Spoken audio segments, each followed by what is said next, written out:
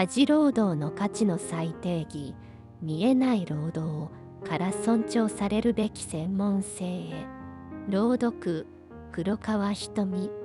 前回の動画とブログ記事についてカウンセリング的に考察いたします。前回の内容は34年間にわたる自身の無償の家事労働を夫に気楽なものと否定された60代の妻が最終的に熟年離婚を決意するまでの心の軌跡を綴ったものです。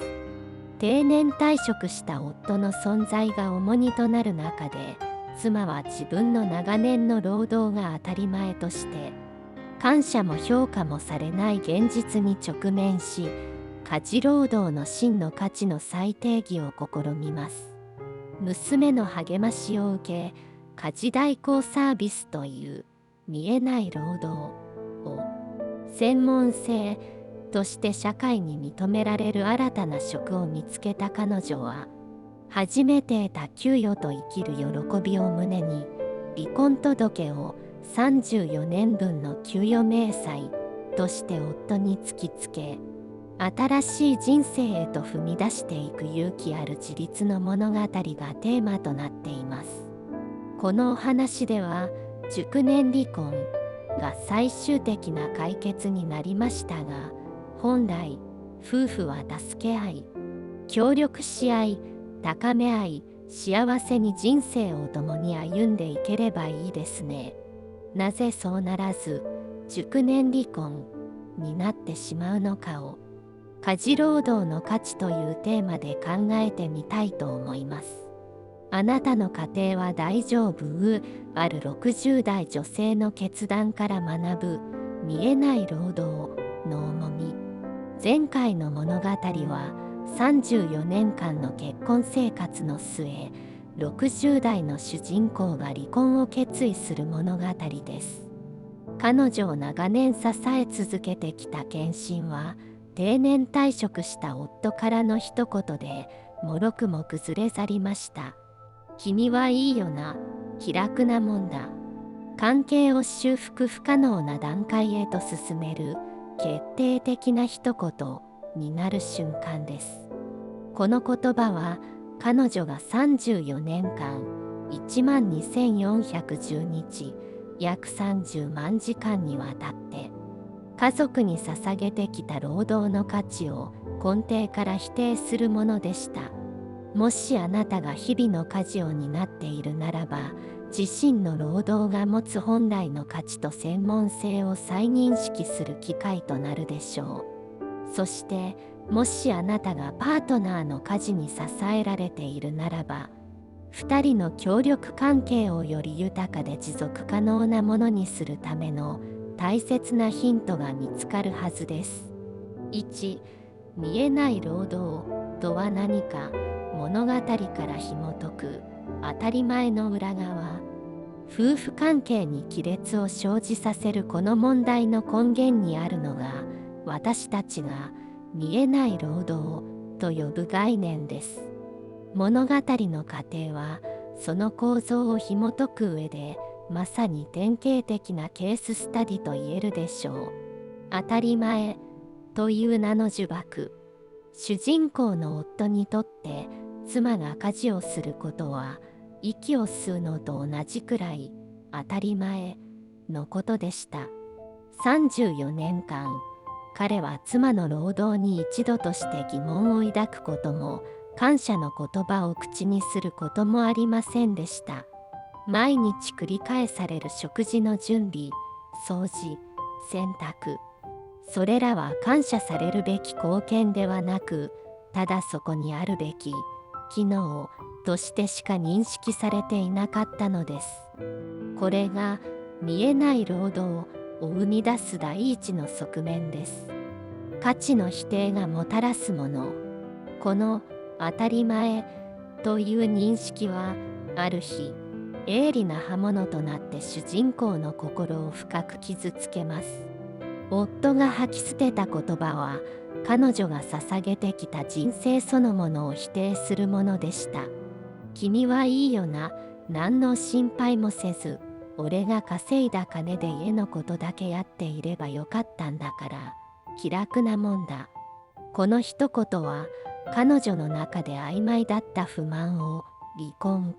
という明確な選択肢に変える引き金となりました。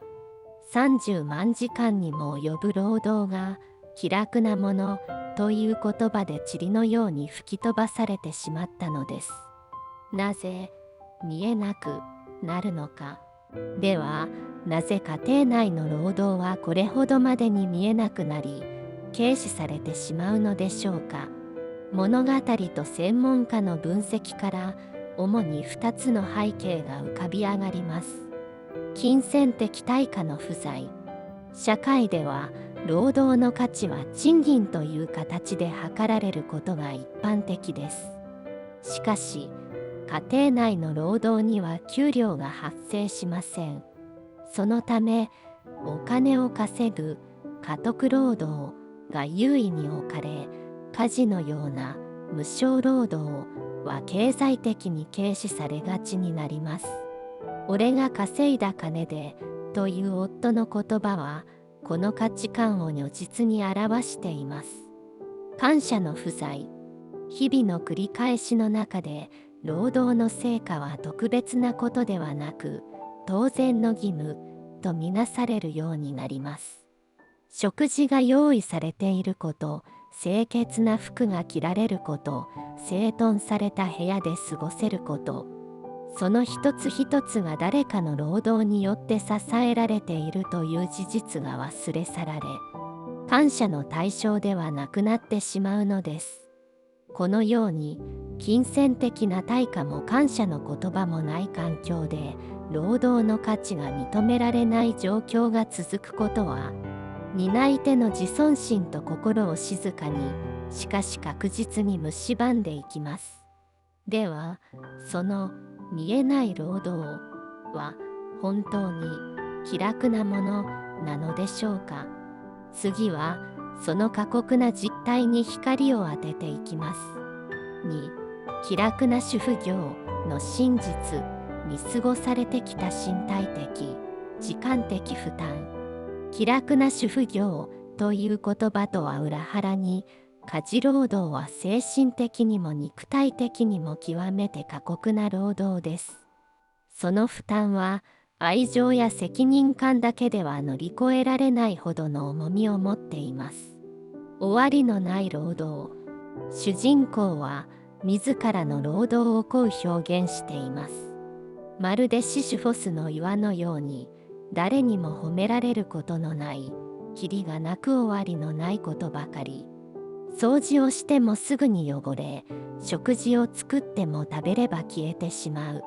一つの終わりが次の始まりに直結する永続的なサイクルは、達成感を得にくく、精神的な疲労を蓄積させます。身体が覚えている負担。家事労働は決して軽作業ではありません。長年にわたる身体への負担は確実に蓄積されていきます。主人公の証明。物語の中で主人公はふとこう思います。長年の立ち仕事で鈍い痛みを訴える腰を私はそっと手のひらでさすった。この鈍い痛みこそ彼女が34年間誰にも認められることなく続けてきた労働の証でした。一般的な事実。これは物語の中だけの話ではありません。台所での長時間の立ち仕事や掃除、洗濯における中腰での作業は腰痛や関節痛を引き起こす大きな要因となります。家事に携わる人々が慢性的な身体の痛みに悩まされるケースは非常に多いのです。労働時間の現実、さらに時間的な負担も深刻です。主婦の実働時間は下手な会社勤めより多い場合もあると指摘されています。休憩時間も明確でなく、家族の都合に振り回されがちな家事労働は時間的にも極めて拘束の長い仕事なのです。このように家事労働は愛情だけでは乗り越えられないほどの身体的、時間的負担を伴う専門的な営みなのです。あなたのパートナーのいつものことにこのような痛みが隠れてはいないでしょうか。家庭内でこれほど過酷な労働が一度社会に出るとどのように評価されるのでしょうか。主人公の新たな挑戦を見ていきましょう。3、価値の発見。社会が認めた主婦という専門スキル。家庭という閉じた空間で無価値とされてきた労働も社会という市場に出た途端、その本当の価値を表します。主人公は離婚準備のために始めた家事代行サービスの仕事を通して失いかけていた自分自身の価値を再発見します。社会からの再評価。初めて依頼主の家で仕事をした日、長年の経験で培われた手際の良さ、汚れやすい場所を先読みする洞察力、使う人の心地よさを考えた繊細な気配り、それらは彼女が意識せずとも発揮できる魔法でした。仕事を終えた彼女に依頼主は心からの感謝を伝えました。さすがプロの仕事ですね。依頼主は瞳を輝かせ、こう続けたのです。自分では気にもしていなかった窓のサッシまでキカキカで、まるで新築のお家みたい、と。この心からの感謝と具体的な称賛は、結婚生活では一度もかけられることのなかった宝石のように輝く言葉でした。専門性の証明。この瞬間は彼女にとって大きな転換点となりました。家庭内では当たり前とされ、誰にも評価されなかった彼女のスキルが、社会ではお金を払ってでも求めるべき専門性として認められたのです。これは長年の主婦経験が決して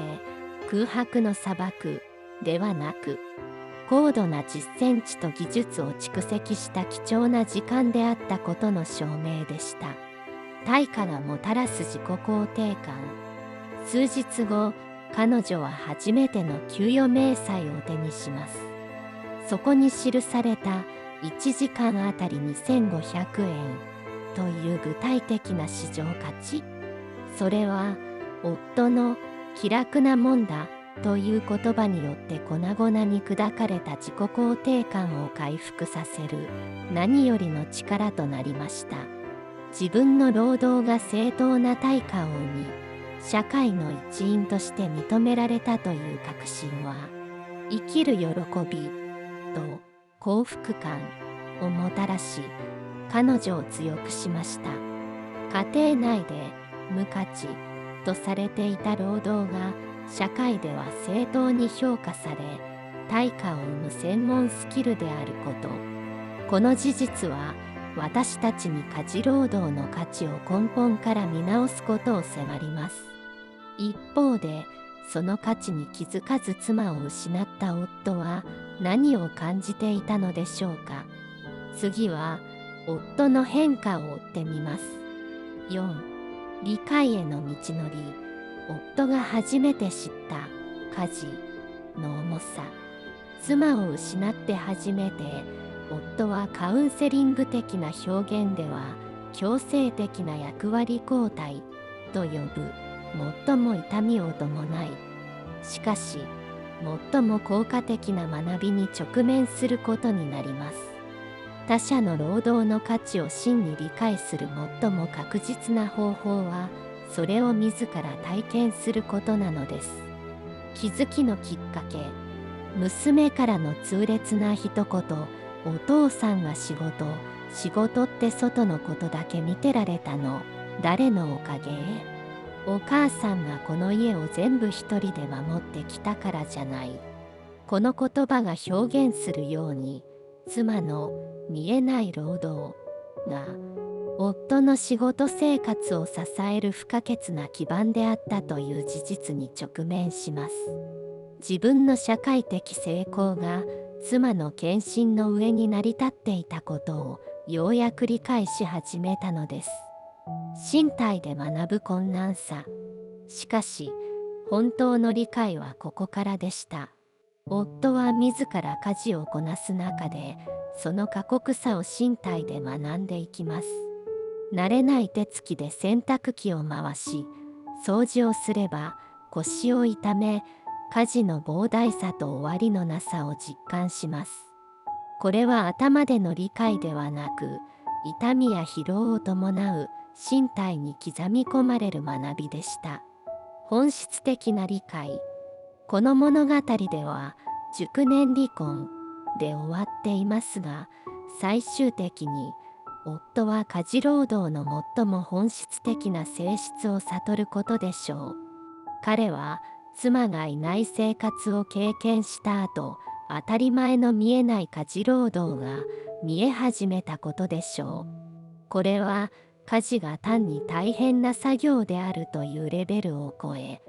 その永続的な性質と、それを黙々と続けてきた妻への深い尊敬の念が生まれる瞬間となります。知的理解ではなく、身体を通して得られたこの本質的な理解こそが、彼の価値観を根本から変えるのです。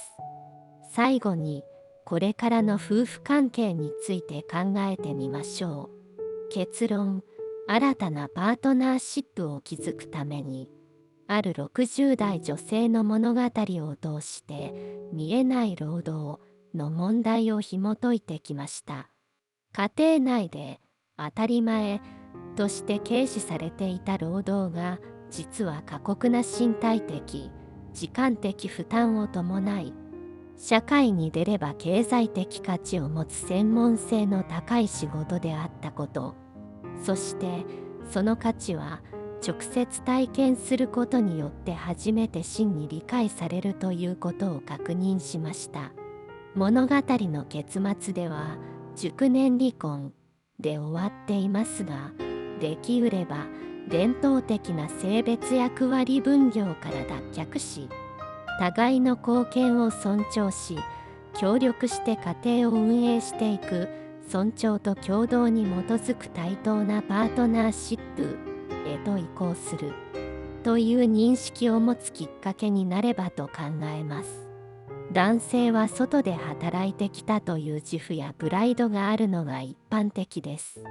しかし、定年退職した後はどうでしょうか。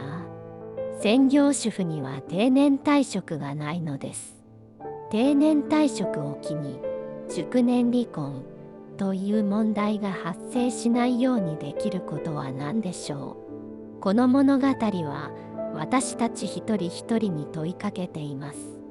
あなたの家庭は大丈夫ですか？パートナーの貢献を当たり前だと思っていませんか？もし少しでも心当たりがあるなら、今からでも決して遅くはありません。新たな関係を築くために今日からできることがあります。ありがとうを言葉にする。どんなに小さなことでも構いません。おいしいね、きれいにしてくれて助かるよ、など相手の行動に対して具体的に感謝を伝えましょう。言葉にすることで労働は見えるようになります。役割を可視化する。食事の準備、ゴミ出し、子供の送り迎え、そして夫がその存在すら知らなかった名もなき家事まで、一度家庭内のタスクをすべて書き出して、どちらが何を担っているかをお互いに認識してみましょう。負担の偏りや見えていなかった仕事に気づくきっかけになります。体験してみる。夫の価値観を根底から変えたのがそうであったように、最も効果的なのは相手の役割を変わってみることです。実際に体験することでしか得られない理解と尊敬があります。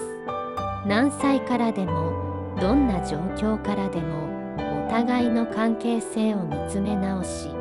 より豊かで幸せな人生を再構築することは可能です。その第一歩は、すぐ隣にいる大切な人の見えない労働に気づき、心からの感謝を伝えることから始まるのかもしれません。今回のお話はここまでです。